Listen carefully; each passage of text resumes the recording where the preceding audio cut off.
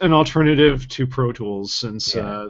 their license model is now gouging the customers as much as humanly possible. So, I mean, wow, am I saying this on live? Oh boy. Yeah. Not recording it, right? Or are we, Dave? Are We are broadcasting? we are streaming. We can Okay. cut all that out though, All right, That's good. fine. because then they won't send you anything. Yeah. Won't send me anything anyway. They want money for everything from Ableton Yeah. That's true. or Pro Tools. Ableton would probably send me stuff. Yeah. You, Right. you mean Avid? Everybody is friends with Avid. Well, What? Andrea, thanks again for being on the show. So Ben kind of laid out the format. We're also streaming live to YouTube, and Okay. I think sometimes we have a couple people listen live. After the fact, we're gonna basically trim the edges and release it as an audio podcast, Okay. and yeah, we don't Sounds really, yeah, unless something goes really terribly wrong, we don't really do any editing. Okay. That's good to know. Yeah. And the other thing, we're going to play some audio clips. Dave is acting as our producer engineer for today, and so he's got all the audio clips, and we'll probably like talk a little bit and then ask him to play a clip from a certain piece or something like that. We'll hear a fairly garbly version of it going over Google Plus, and Okay. but what goes to YouTube and what goes to the podcast is going to be the direct version, and so it'll be of higher fidelity than what we hear here. Much higher fidelity. Yeah. Well, thanks so much for having me. It's great. Oh yeah. No, Thanks for doing it. yeah, it's great to hear some of your work, and look forward to digging into some of this stuff. All right. Well, are we ready to start the show? I'm ready Yeah. when you are ready. Hit Okay. record and drop a marker. Do you want to just for these news products just go down the list? Yeah, there's not a whole lot to really say. Okay. Buy Max. Buy Max. Yeah. Version Bugs Duophonic, Micro Sketches, Poly, crazy. Okay. I'm hearing a delay from somebody. I don't know how to tell who it is. And it's like a cool robotic, slightly vocoded delay. Is that me, maybe? I'm hearing it a little bit when Nate's talking, so it's probably not him. I don't hear it as much with you though, Dave. Yeah. Is it me? I'm hearing my voice come back. So it's probably not you either. Andrew, Is everybody wearing headphones? I am not wearing headphones. Do you want me to wear headphones? Could you please? I'm not either. Do you want me to put them on? Could be either of you. That would. I think what we're hearing is the room reverb. Yeah, even if you just listen a little quieter on your computer, it'll probably be better. Like on the threshold of still being able to hear us. So so Is that better? is this still loud enough for you to be able to hear? Yes. Okay, I think that between you doing that and Ben putting on headphones, I don't hear that sound anymore. Okay. Okay. Is And this you can okay? still hear me without robotic vocoding? Yeah, I think we're all clean now. Yeah, I think the robotic thing was just a little bit of the room sound. Yeah, it's pretty cool. I mean, if we want it back toward the end of the show, I won't just have you Which turn is it off. really weird. I've never thought of this room as having any reverb whatsoever. Yeah, right. Well, so and I'm gonna talk about reverb for the 2-minute challenge, so we can discuss that a little bit. Perfect. All right. Well, apparently my Christmas list is getting appended to add a bunch of Auralex panels that There you go. Yeah. I thought it was good. All right. Well, All right. Is everybody ready? Ben, you ready to start us off? I am ready. All right. I will lock to you.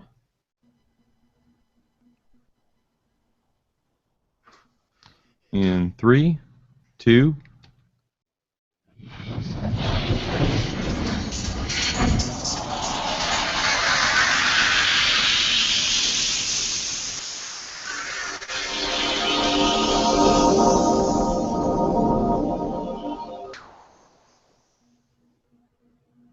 Hi, I'm Ben Furman. And I'm Nate Blyton. And this is Patch In, the monthly show from SoundNotion.tv dedicated to the wonderful world of electroacoustic music. Let's start off with some news and new products. So, you've heard me gush about Max version 7 many times. Well, I finally bought it, and I'm going to gush some more. If you are a Max user, you need to buy it. It's so much easier. Being able to drag and drop audio files and video clips and pictures directly into a patch and have it automatically create all the necessary objects for playback or display. Yeah, it's great. Get it. It is so worth $150 to upgrade. Do it. And on the hardware side, Moog has released earlier in the year the Sub 37, and there's a pretty cool review of it on Synthtopia.com. I'd recommend you check it out, but they go through and lay out, or they talk about all the hardware, how this is it's an update from the Sub Fatty, I believe it's called, where that version of the keyboard it was just monophonic. This one's now duophonic, which lends to some interesting things. There's a lot of keyboards that have 16 or 64 voice polyphony, but having two voices to work with is an interesting thing. And then there's a really solid just knob to function ratio now. So everything that you might do, you can dial in with a knob. It's right at your fingertips. And there's a lot of interesting things with this new keyboard. The review is recent. However, it was released earlier in the year. Back to the software side, MicroSketch is an interesting iPad app. If you want to get your fix for microtonality, this lets you divide. It's an app for your iPad that's specifically about dividing an octave in different divisions. That they let you do as little or as few as 7 or as many as 96. Yeah. It's a really interesting format as well. The keyboard layout it's a big grid of circles, and you can say how it's going to be mapped across this matrix, and it's really interesting. Check it out if you have an iPad. It's just $4.99 in the iTunes store. Yeah, and like a lot of people, I grew up as a Pro Tools user, and like a lot of other people I know, I've been recently having a lot of trouble with Pro Tools. So if only there were some way for me to fix all of my solutions for Pro Tools. Well, guess what? There is. Cubase version 8 just came out. It is the update to Steinberg's famous music software. It has a ton of new workflow management and back-end tweaks. It has new instruments, new effects. It's supposed to be even faster than version 7 was, and that was pretty fast. So if you are a Cubase user, you are going to love it. Steinberg, of course, is also famous for having some sort of notation software coming up one of these days. We're all waiting with bated breath for this to come out. Yeah. Yeah. And if you're an Ableton user, right now is their annual sale. So it's 20% off just about everything. This does include the new Earcam Max for Live devices that are out there, which I've been looking at, but said, hey, they're too expensive, so now I'm actually considering them. There you go. Yeah. But moving on, our guest today is Dr. Andrea Cheeseman.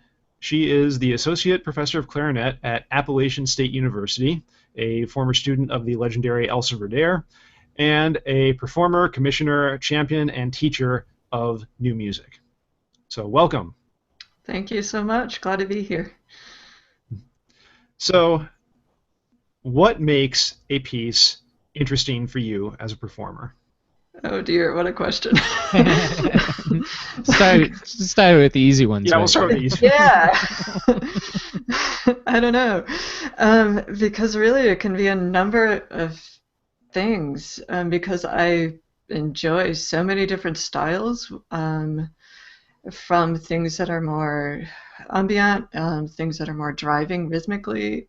So it just depends on perhaps the colors in the piece or how it's structured, perhaps. So, but mainly I think I'm almost colored. I look at textures and how the colors interact within that. So I think that, if I could answer in a small way, that might answer it. So I play a lot of variety. So it doesn't really matter so much. Well, that's definitely interesting because I listened to all of the pieces that you sent us, Yeah. and there is definitely a huge emphasis on texture that I don't see in a lot of electroacoustic music for other instruments and computer. No? Okay. Um, I don't know if this is just a approach to how composers write clarinet or just the rep that you choose, but it's very Yeah, that would interesting. be the question I have is how people write for the clarinet if it offers that with the wide range of the instrument and that you can produce a lot of colors Mhm. or if it's the players that people end up writing things for or I don't know. Yeah. So, huh. Just to start out, there is a piece from a guest of the show, Kristen Volness, called Ultraviolet. Yeah. So that piece is extremely interesting to me because of the textural elements and how low in the register they are. That it's Right. almost as if she's getting into that UV light space sonically. Right, yeah. Yeah, it's a cool piece written for both bass clarinet and clarinet B flat. Mhm. So I think that in itself widens the spectrum, but actually at the very end of the piece, she uses the bass clarinet and it's up in the altissimo range of that. So in some ways it could have gone higher, so it's interesting choice of what instruments to use when, Hmm. but I like that one a lot, certainly. Yeah. Now, can you tell us about how it's performed? Is that a score and a tape, or a max patch, or? Yep, it's score and tape. Okay. And yeah, she offered a separate track with just a click track for practicing purposes, but there's a lot of elements in the piece where you don't really need the click in order to perform it. Hmm. Um, and so, yeah, it was relatively easy to put together once you kind of learn where the cues are and such. Nice. And for the benefit of our audience, we've got a lot of musicians and electroacoustic people. I think like probably most of our audience is people who who are active in this community in some way. Yeah, yeah, But could you talk a little bit about even just like what it's like? So using a click track, like the Hmm. click track is like a built-in metronome that's specific to the piece that would right. be able to keep you in line with different things that happen throughout the recorded material. Yeah. What's it like? I mean, just approaching that for the first time, say with this piece, or Um, with this piece in the beginning of the work, there's not as far as rhythmically in the track, not the click track, but the track itself and the electronics, there's not a whole lot of rhythm that's going Hmm. on. Hmm. So there's low rumbles and that sort of thing. So it takes a while to hear where they peak and that sort of thing. So the click track was really useful in helping me to learn what the tempo was, you know, yeah, much like a metronome does, right? you right, know. right, exactly. Um, but then for a lot of pieces, I don't want to perform with it, or something that's in ear because I want to be able to hear the track itself. I want to hear what musically is happening so I can kind of float in and out of the track itself. But it was certainly useful to, okay, this is where it is. Yeah, sure. And this is where I need to place the rhythms because some of her things were fairly intricate, so Hmm. it's just important to make sure of that, I guess. Nice. Right. Now, in comparison to that, you have repertoire like the Rezanovic alt.music.ballistics, Yeah, where specifically in the final movement, everything just kind of coalesces into this Balkan dance. yeah, So I can't imagine how much of a contrast that is to work with something like Kristen's piece and then to go over to the Rezanovic and have everything just is perfectly aligned on the score and right. syncs And up. that's kind of the fun of it, because each composer writes differently and each piece calls for something differently too. Mhm. But just to see the styles of how people write and what sort of cueing people put in or not, and I know the Sure. piece determines a lot of that too. But yeah, the alt ballistics that is a completely different thing, Mhm. and there are some cues there, but there you don't really need a click track, just to kind of put that back into play because the rhythm itself is so driving. So you have it really in front of you. Mhm. But yeah, that's a fun piece to play. It's audiences at first might not know what to make of it, because there's fax machine sounds and that sort of thing, and it's meant to be kind of comical. Wait, Just- what's a fax machine? Yeah, right. Yeah. I have to teach people what a fax machine is, I think. So- Bring in a picture because there's not Yeah, one yeah. that exists. In the Been years since I've used one, I think. right. Right. That's awesome.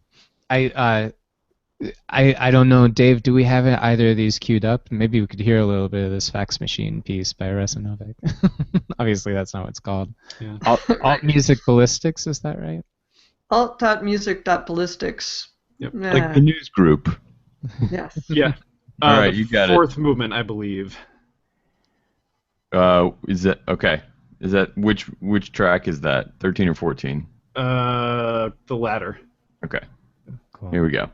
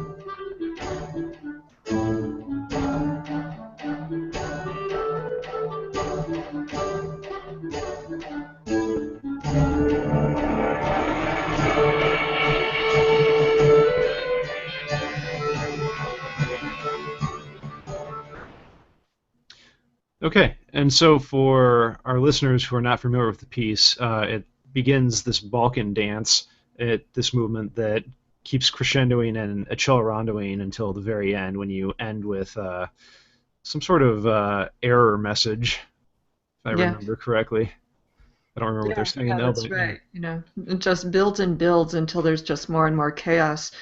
And actually, the fax machine sounds are more. I think they're taken from the first movement, which is just right. the track alone, and then the clarinet part kind of responds to the error messages and the operator voice. You know, the operator lady that we all know, Yes. and we've grown to love. Wait, so Siri or Rachel from Cardholder Services? Second one. You know, this is pre-Siri. So, but yeah, so and then the clarinet line is taken from the second movement, which is unaccompanied, and the entire piece is flows all in one, so there's no breaks in between anything. Nice. So we kind of heard it's kind of the punchline of the piece, how it all comes together there at the end. Yeah, starting to, and then eventually, as Ben said, it builds and builds, and then the operator lady comes on, back on, and it just gets louder and faster at the same time. So, like I said earlier, audiences at first sometimes don't know what to make of it because they want to laugh, but they're kind of told not to, as far as audience demeanor, that sort of thing. Sure. So I've since told them, it's like, if you want to laugh, go ahead, rather than sitting there being uncomfortable and wondering what's happening, that sort of thing. So, Yeah. so that's actually, I've gotten a better response for the piece, telling them that they can enjoy it. They can sit back and smile and laugh. So, Nice. Yeah. Well- Or go ahead, Ben. Oh, and that's always important with new music in general, is letting the audiences know that they can be appreciative of it or interact with it on whatever level. Yeah, I think that's so crucial. Whenever I give concerts, I'm talking to the audience and telling them how it was formed, perhaps, or the program notes behind the piece, and so I think they appreciate that. Too often, performers are just quiet on the stage, or they just walk out, they bow, they play the piece, leave. And there's just too little interaction there. You're not giving, well, you're giving a lot to the audience, but you could give more. I think so.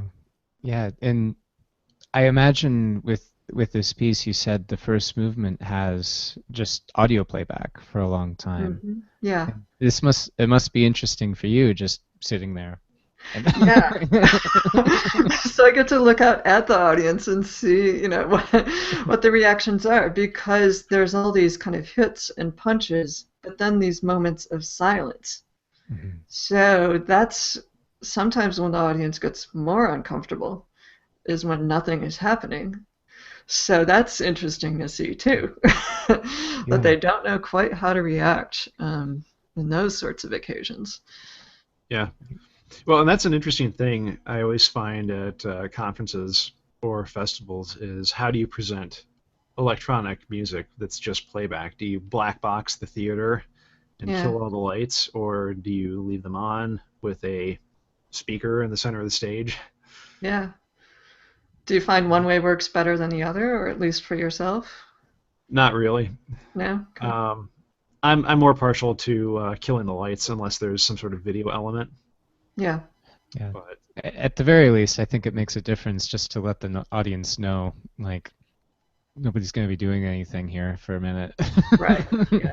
I suppose there's less visual distraction, which is good too. Mm-hmm. Yeah.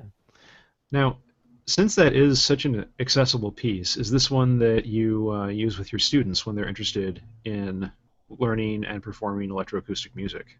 I have once, yeah. I played this one year at Appalachian State, and one of my students, she came to me, I think when we were planning her recital, but she said, I want to play this.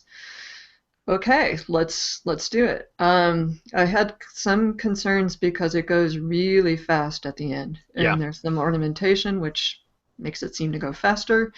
Articulation can be really quick and troublesome, so we started working on it really early, and because I knew she could do it, but we had to have like a system in order to do it. So we created like little rhythmic cells for her to use a metronome and keep working up to go faster and faster, and then gradually we played the melody, but she had to learn like these finger patterns. So we kind of treated it too much like an exercise, but it really was necessary, I think. And so gradually, she got it going, and when it was maybe 2 weeks or 3 weeks before the recital, it was really close, but not there yet. So what we did is I slowed it down, I think, in Audacity, just by maybe 5 notches, 5 metronome markings or so. And because she was so close, but just is on the edge. So she was just kind of crashing a little bit too much, or was on the verge of it. So I just wanted her to be comfortable. And I don't think it took away from the intention of the piece. The excitement was still there. So so she did it, and she felt so much more comfortable when doing it and had a blast. Yeah. So do you mean you slowed down the audio file for the performance? Yeah. That's interesting. I haven't heard of somebody doing that before, and that seems like a really obvious thing in the scheme of music to like, and things that happens with a lot of acoustic music, obviously. Like they kind of perform. Yeah, I thought about it, and I think I tried a couple other ways of doing the same sort of thing, but Audacity worked the best. And I was just, because it is in separate, it's in 4 different movements, but they all flow together as one. Yeah. But I think I was able to only slow down the last one and then attach it to the third, because the last one was the one that was giving us issues. Yeah. And so just created a whole different file for her. And it worked. She was happy. So it took away the panicking, which... panicking doesn't help in any situation. Sure, right. I mean, it's got to be comfortable and musical, and having that music come across, I think would probably be primary, like, and good to have it hold priority over it being exactly the right duration or whatever. Right. Yeah, exactly. So I was thrilled that it worked out for her. because it's a tough piece, but she was doing really great things on it, and so just to be able to allow her to perform it, at a good rate that she could, Yeah. it came off really well. So Nice. And yeah, good job using Audacity as well. Favorite. They really need to just install that program on every computer by default. I mean, it Right, really exactly. is the Swiss Army knife of audio Yeah. editors. Yeah. If you're not familiar with this, go to audacity.sourceforge.net and download your own copy. It's a pretty fantastic thing.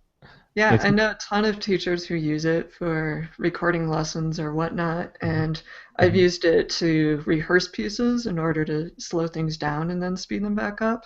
Like Ben, your piece that I did a month ago, that's what I used in Yeah. order to gradually work it up. So Yeah. I've yeah, even I heard love of that. teachers using it to show their students the waveform and the different way the waveform looks when they play it compared to when their students play it to work on tone. Oh. Really? Yeah, where the Yeah. teacher's waveform has all these sparkles and like rainbows over it and stuff. Right. Exactly. Well, that's in the And spectral what do view, the students' maybe. ones have? Student one's kind of this brown green color and just Oh.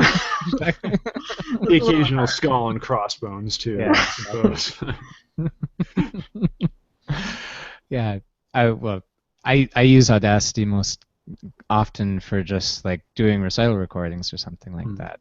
And I direct people to that for like if they record themselves, it's a really awesome tool just for like cutting out a section like of making an excerpt out of a longer recording that they have and fading out the ends, normalizing, and it's all really easy and right there.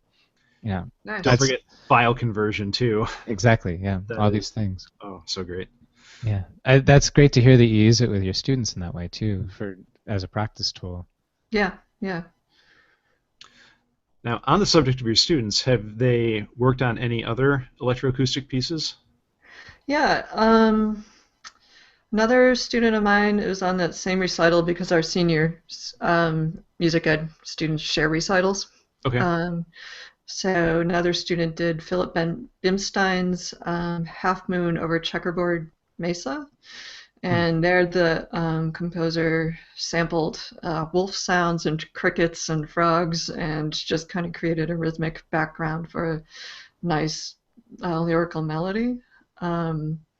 Then other students of mine have played Mark Snyder's pieces because rhythmically they're easy. The challenging part is getting the emotional quality and content in there. But as far as like an introduction, they can be a good place to go. It can be a hard thing to choose works for students because so many of them are really hard, challenging, whether it's from a range standpoint or a rhythm. It can be hard to find something. Another student is doing a piece by Alex Shapiro in the spring. Forget where she's based, but I think out west somewhere. Yeah, I think Seattle area. Okay. She lives on an Sounds right, island. yeah. Oh, Is that really? She lives on a tiny, almost unpopulated island, and that's why she has all those awesome photos on her blog. Got it. Okay. So maybe it's time for a research trip to go see. Yeah, right. She's got a beautiful house. You can Nice. see she joined us on an episode of another podcast, and she gave us a video tour of her house over Skype. Cool. Yeah. Nice. Another student of mine, I think it was last year, she did this great piece by Hannu Spartan, who is Czechoslovakian. And she found this piece all on her own. And on YouTube, she was just searching for works to play. And this was a hard one. And for a while, I didn't think it was going to come off, but she managed to pull it off really well. Part of it's the language, deciphering his own language, was part of the trick, to find a good translation site, so that was challenging too. But Interesting. yeah, but she did really well in it. So Cool. Yeah. Now, Sure. Go ahead, Ben. oh yeah, it's how do you approach something like that where you don't know the piece yourself and you're teaching it to the student? yeah, that one I've done it a number of times, and actually I did it a lot when I was teaching at Delta State because I was the reed teacher there. So I was teaching saxophone, oboe, and bassoon. But while I can play those instruments, I've not performed a whole lot on them. So what I can do though is teach the musical and emotional contents of them, and teach where the phrase is going and help the student in that regard too. So a lot of it I do listening, sometimes playing through different elements of that, whatever that work is, but also in a lot of ways it's a conversation with the student of, what have they discovered in their practicing, and then just guiding it along as far as phrasing and breathing and different fingerings perhaps, or some of the technique side of things. But it's just through enough experience in playing new music or learning new pieces myself, it's relatively easy to work on new music with them. Mm-hmm. It's fun for me, to help them figure it out. And each time they play it, come in for a lesson, I can discover new things. So, of course, teaching it the second time, sometimes you discover, oh, I should have seen that, immediately. So you rediscover things or change your mind. But it's just part of the fun, I think, is just figuring it out, that puzzle. Right. Now, you talked a little bit about Mark Snyder earlier, who, of course, has been on the show. How do you approach works like Mark writes that are incredibly emotional but also have the visual elements as well? Do the visuals influence how you interpret them, or do you try and keep away from those? Yeah, I think so, because I'm a pretty visual person myself, and it depends what piece I'm playing of his, but I think they strongly do influence how I play it, because a lot of his notes change when things in the video shift or change too. So you get to know the music really well, the notes really well, so then you can keep an extra eye on what the video is doing. And then with enough practice, you can watch more and more of the video and then shape your phrase or change the note when you know that the video is going to shift or alter there. Mm-hmm. One of the pieces he wrote, Messy, he wrote for me, and the pictures, the images that he uses in that video are paintings of my mom's. Mm-hmm. She's a visual artist, and so does a lot of abstract watercolors, and so those are I think about 25 of her paintings are included in that video, if I'm right. So that one definitely, I can say for sure, influences me, because those are a lot of those paintings are new, but some of them are old that I remember seeing growing up when I was in high school and younger too. So that was a strong emotional attachment for me too. Okay. Mm-hmm. Yeah, I know I've seen you perform that, and I think Harvey and Pornography. Uh-huh. Oh, it might have been Butterfly, not Pornography. I don't know which one it was. I'm guessing it would be Yeah. Butterfly. There's only been a few times I've done Harvey, but Okay. maybe. Who knows? Yeah. Yeah. I mean, how do you deal with some of the emotional content that's in a piece like that, like Harvey, for example? Yeah, that one is a rough one. It That's a deals with slight understatement. really good friends of his that were murdered one evening, and Mm-hmm. so he wrote this work as a way to heal himself. So it's, I can really appreciate the story, but I and appreciate Mark's need for writing it, but it's one that since I've not experienced any sort of thing like that, it's harder to get into it. So I think, well, I know he plays that one better than me because he can get into that space more so. But I've heard him, because we've done some tours together, so I've heard him tell the story enough where I can start to get into that space perhaps a little bit. I think all of us as performers are actors too, so you do your best to portray whatever you're asked to. but that one is so raw and intense that it's challenging. Certainly hard. Yeah, that's an interesting. I actually don't know this piece, Harvey, and that's a wild thing. I haven't heard that story about Yeah. Mark and his friends. It's an interesting thing just in performance. You say that as musicians or performing musicians, we're all actors as well. Mm-hmm. Where I suppose you have to be this person up there, being present, uh, and like the faces that you make, the things that you do, in addition to the way that you craft the sound that you're making, all contribute to the audience's experience. And I imagine, Yeah. and having the introduction from Mark or not having it makes a difference as well. Yeah, and I think having that introduction, it does mean more, and I think it means more to the audience too. Yeah. Um, and so sometimes, this is something I do a lot with my students, no matter what piece we're working on or what kind of piece. I always try to create some sort of story with a piece that I'm working on. Whether it's, some sort of picture or colors or scene or activity or something, just to allow me or my students just to get away from the personal or from the technique of, okay, what am I doing in order to make this happen? So it makes the music lift off the page, I think, just a little bit more. And that story can change midway, as far as, okay, no, it's not this. We're going to shift the story into something completely different.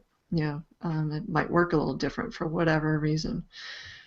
Yeah, and it's interesting because like you can do the things that you do with your instrument. In this world of electroacoustic music, there's a whole other set of elements though, where you might have like literal audio files from a certain context played back. Yeah. Or different kind of processing to try to, like, using either reverb or something else to try to transfer you into a different space, literally. Right. Additionally, I in some of the other works that we've seen from the wonderful list you sent us, I noticed that there's video with a couple of these as well, so people can see some literal images that might take you to a different space as well. Yeah, I think it really does. It's not to say that every piece needs a video, because sometimes I think pieces work, or they should be able to work without having to be kind of shown what it is.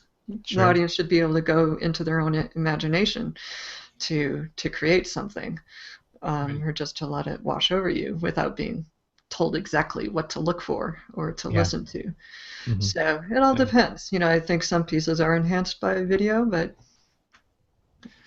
we don't need it per se. And then what about a piece like Richard Johnson's Hiram? Yeah. Where the video is in fact telling a really complete and somewhat complicated story, and you're functioning as the accompaniment. Yeah, that was kind of I noticed and was thinking the same thing as what you just mentioned, and in some ways it was kind of nice to be in the back burner, or on the sidelines of it rather, just to help to lift up the story, and to be not necessarily narrator, but to help to color or to fill in some of the gaps of the story maybe. But so it's kind of nice to have the focus taken off. Yeah. Sometimes. Do you ever do that? Like, take that into consideration when putting a piece like this in a program of other electroacoustic works? Like taking a piece to not be the lead actor or whatever. Maybe, yeah. I don't really know. What I try to do in programming is just to create a wide variety of music, so it's not all sounding the same or having the same.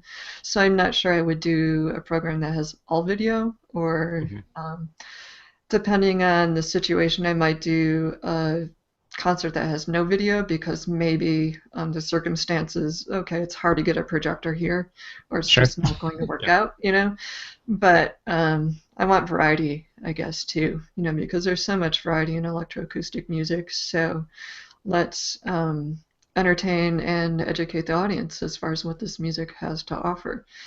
And so that's how I see it too. So yeah. one of the other pieces that you sent us on the list was Christopher Biggs' 10 to the power of negative 33. Is that how you say it? That piece, yes. Yeah, yep. Yeah, and the recording on this website is interesting because he's got a audio of somebody performing it along with video of what might be projected in performance.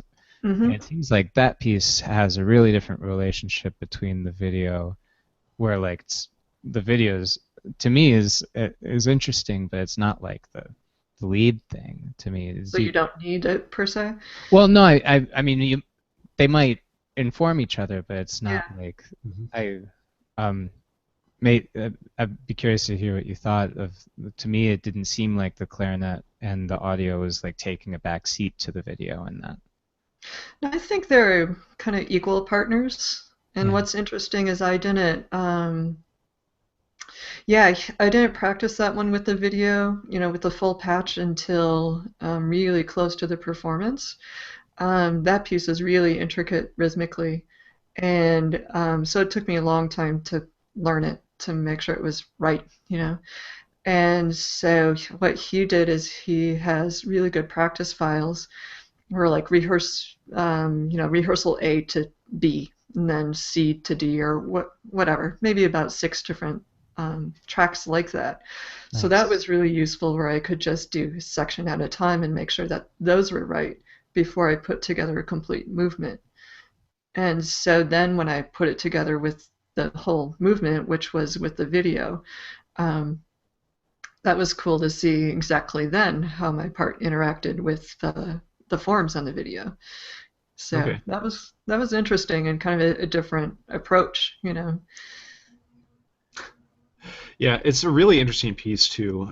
For our listeners who haven't heard it, it really reminded me of Davidovsky's Synchronism series. That you have these wonderful kind of pointillistic textures, and then eventually everything will coalesce for a minute or so, and then move away again, and you get this great sense of unity and disparity between the elements.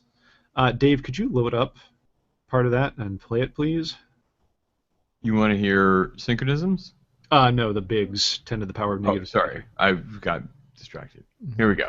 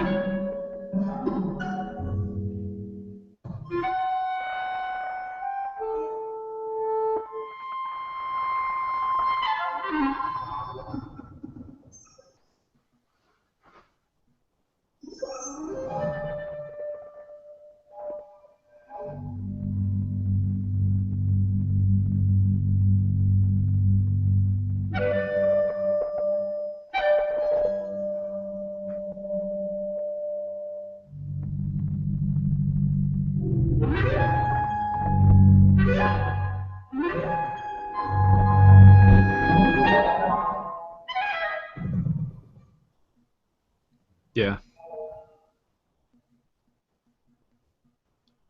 Wonderful, wonderful performance on that piece. So the rhythmic interplay is so intense in that Yeah. that I can only imagine what it would be like to try and go through that, even with practice tracks. It took a long time. Yeah. So I guess on a technical level, that's something I was wondering about this piece. Do you perform it with a click track? Is it doing No. any live processing, or is it just a audio track? that you play with? Yeah, no live processing. There's no click track. So, So that So, yeah, coordination must be a real tricky. challenge. Yeah. yeah, Yeah. with both, with like anything, you do enough repetition where you get to know the track really well. So say you miss something, you know how to get back on. So it's like anything that you play. You just need to know your part really well and know the other part really well too. Yeah. Now, on that subject, are there other challenges that you encounter when you're playing an electroacoustic piece as opposed to a traditional piece of music? Well, there's always, the tech part of it because each patch is different or each need is a little bit different as far as, some I do need clip tracks for, some I don't want them, some have video, some don't. Um, some run in this software, some run in that software. So especially when putting together a whole show, that takes a while to consider, and becomes a part of the process of it too. Um, but as far as other things, I've found that sometimes, working with computers, sometimes it's hard where there's no give or take because the computer's always there and it's always going to be right. But at the same token, there is space to maneuver within it. So there is there is more flexibility than what you might think. So, but initially it took a while to kind of find that and to not worry about being so on all the time. But I've traveled playing pieces like this, doing whole concerts, and so part of the challenge can be going to another school and not knowing what the system's going to be like. Right. And usually it's another clarinetist who's hosting me, and they might not know the system themselves. So, I'll send a list of these are the sort of tech needs that I have, and there's coming back with, I have no idea what you're talking about. And so then you just walk in the door and you hope. Yeah. And generally I've gotten really lucky, and feel fortunate that it has gone off really well. But so it's always a little bit of a gamble, when you take it out on the road, not knowing what you're going to get into. But that can be true for a lot of acoustic pieces too. Mm-hmm. Yeah. I've experienced many a clarinet player spending some time trying to reeds in a hall, and Oh well, yes. Yeah, exactly, There's a right. lot of problem. We could talk about that for a long time. It gets to where you're, you walk in the hall and you set everything up, and it's like, okay, I have 5 minutes to warm up. Let's go. Right. That can be the hard part. With very little time to just sound check or see what it's like. So it can be a challenge. Yeah. But it's, I've done this enough now where it's gotten a little bit easier, or you can be a little bit more flexible in some ways. But it's a challenge, certainly. Yeah. Yeah. Well, I guess what kind of thing are you working on now? We've got to hear a lot of the works that you've done before. Yeah. Right now I'm kind of figuring it out in some ways, because I just came off a busy semester I had my faculty recital in September, then I played at the Electroacoustic Barn Dance in November, played 6 things there, and then the week after played a concerto with the orchestra. So I'm kind of enjoying the break. I can imagine. Yeah. Sounds like So you've what I've earned it. been doing is I've gotten back to scales, back to the basics and doing that. But the wheels are starting to turn to figure out, okay, what am I going to do next? I'm going to play for sure at a colleague's school in North Carolina, and so I'll do electroacoustics works there. But I need to learn how long he wants me to play for it before I decide what am I going to perform. And then I think in the fall, rather than the spring, I'll do another electroacoustic concert here at App State because it's been too long since I've done so. So a lot of my students haven't heard things. They've heard me talk about it and practice, but they haven't seen it. So I'll do that for sure. And so I'm starting to think about it, but nothing is certain yet. Cool. Cool. Yeah, I'd love to hear more about the process of putting that together as you get closer, I suppose. Yeah, there's just so many possibilities, so it's kind of hard to pick and choose because there's a lot of great pieces out there. So I don't know yet. Yeah. Brilliant. Oh, very nice. But I think it is about time, Nate, that we move on to everybody's favorite segment. If only this would be a perfect one to have an audio bit that went like 2-minute challenge. Yes, indeed, it is time for that part of the month where one of us tries to explain some crazy electroacoustic concept in 2 minutes or less. Nate, you are up. Yeah. So this month I'm gonna try to talk a little bit about reverb and reverberation. Does anybody have a timer? I'm ready to go. I got Okay. you. All right. All right. You ready? Yeah, why don't you count me in? In 3, 2, go. All right. So as we were starting up the show, we talked a little bit about reverberation in each of our rooms. We were having some feedback problems because there was some sound coming from our speakers, bouncing off the walls and coming back into our microphone. That is possible because of this reverberation. Sound reflects around in the space, and it can sound really differently depending on what kind of room you are in. Like if you're in a church, it spends a lot of time bouncing around. If it's a gym, it's like bop, bop, bop, bop, bop. On the city street, it's not quite the same. Or in a forest, you get a little bit, but it's more like it sounds really distinct. And people love singing in a bathroom because it's like this really lush, big, close to your voice thing, so that it makes you sound like you're in tune and sound amazing all the time. Where if you were singing like in a soft living room with a bunch of gushy things, sound doesn't bounce around in the same way, and so it sounds very different. This is all like there's a lot of different elements to reverb. One of them is the reverb time, and like technically what the way they measure that is this RT sub 60 is the time required for reflections of a direct sound to decay below 60 decibels. One of the main people researching this in the late 19th century was Wallace Clement Sabine. I think you might be saying his name right, but he did research at Harvard and really contributed to the field of this. You can measure that decay time with that value, and that it's more accurately described like different frequencies in whatever sound might bounce around differently. That has to do with waveforms and the wavelength and the way they respond to different materials.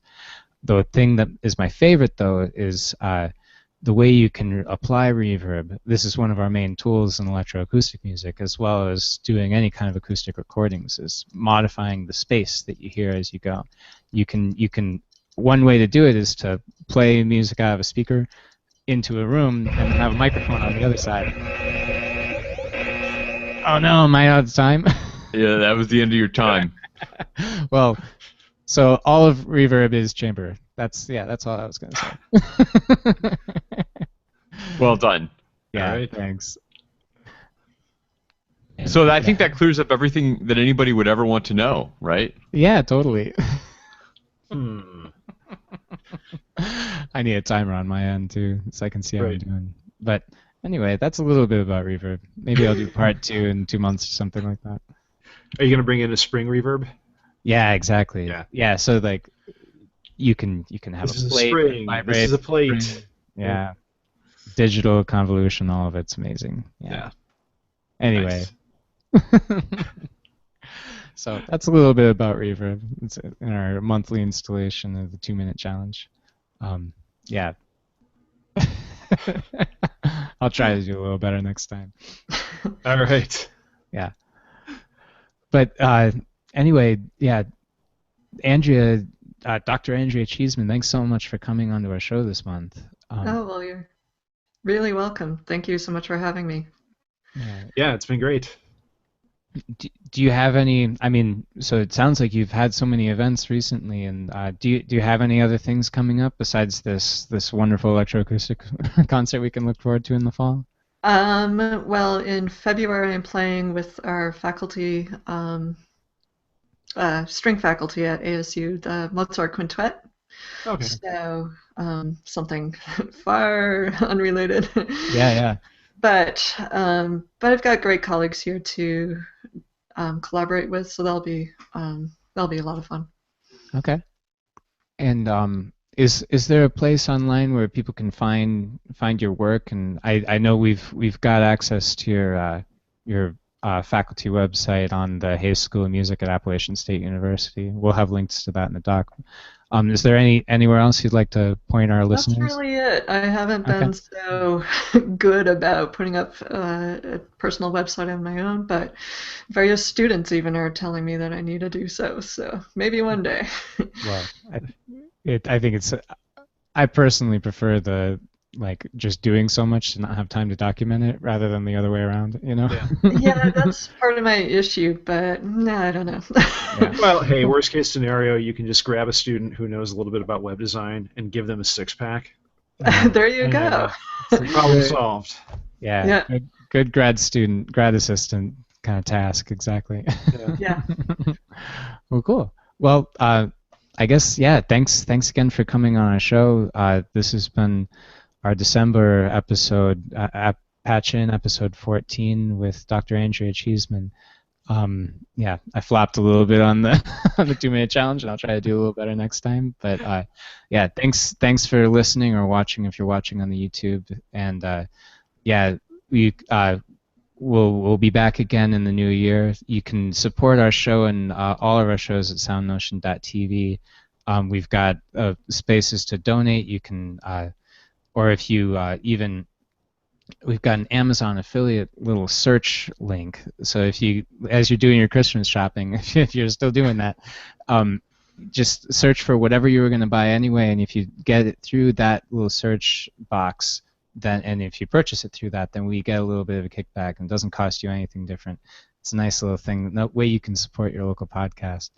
Our show is available in the iTunes store or at soundnotion.tv/pi, and it's also whatever podcast catcher you might use. At the soundnotion.tv/pi, at that website, we'll also have show notes where we can have little links to each of the things that we've talked about, and a little bit more about Dr. Andrea Cheeseman. But yeah, thanks again. My name is Nate Blyton. I'm Ben Furman. And we'll see you next year.